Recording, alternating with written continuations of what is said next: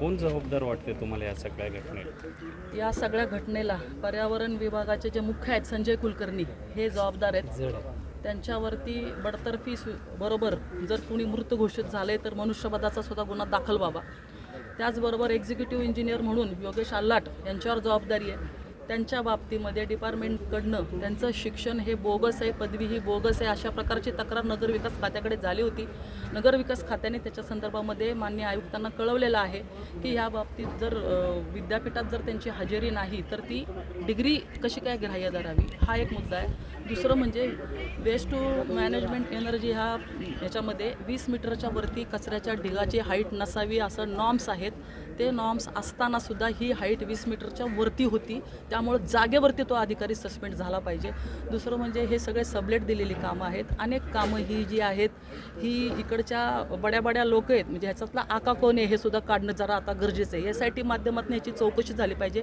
या ठिकाणी चाकण असेल, आळंदी असेल, खडकी असेल, इकडचा कचरासुद्धा येतो असं आमच्या कानावरती आहे. फक्त टिपिंग फी वाढवणं आणि त्याच्यातनं आर्थिक स्वतःचा लाभ होणं, मोशी कचरा डेपोचा उपयोग हा आर्थिक भ्रष्टाचारासाठी इकडच्या मंडळींनी, अधिकारी आणि असतील काही पदाधिकारी असतील यांनी केलेला आहे. याची गांभीर्याने माननीय मुख्यमंत्र्यांना मी काल पत्र दिले की ह्याची चौकशी व्हावी आणि संबंधित लोकांना आपण घरी बसवावं, नव्हे तर सगळ्याच कारभाराची चौकशी होऊन जे काय आहेत. आता हा जो आहे अँथनी अँड लारा ह्याचं हे काम आहे, त्याचा मालक अमेरिकेमध्ये आहे.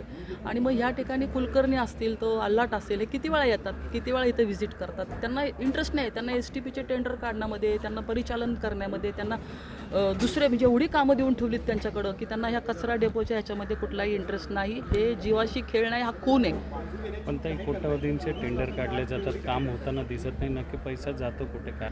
मी तुम्हाला तेच सांगते की कोट्यावधीची टेंडर हे फक्त स्वतःच्या तिजोऱ्या भरण्यासाठी काढण्यात येतात. अधिकारी आणि काही जे पदाधिकारी आहेत त्यांची इथं एक अलिखित युती आहे. तुम्ही ह्या जर प्रकरणाची चौकशी केली मोशी कचरा डेपोची, तर सगळी नावं पुढे येतील. मी तर म्हणते ED मार्फत चौकशी व्हायला पाहिजे ह्या सगळ्याची की कोणाचे आर्थिक व्यवहार कोणाशी आहेत, या अकाउंट्समधनं, या कॉन्ट्रॅक्टरच्या अकाउंट्समधनं कोणाकोणाला पैसे गेलेले आहेत, त्याच्यावरनं हे सगळं उघडकीस येईल. उपमुख्यमंत्री एकनाथ शिंदे यांच्या मला जागेवरती स्पॉटवरती जायला सांगितलं त्वरित, आणि अशा प्रकारची सगळी सखोल माहिती त्यांनी देण्यास सांगितलेली आहे. औचित्याचा मुद्दा म्हणून उद्या विधानसभेमध्ये सुद्धा हा मुद्दा येण्याची शक्यता आहे.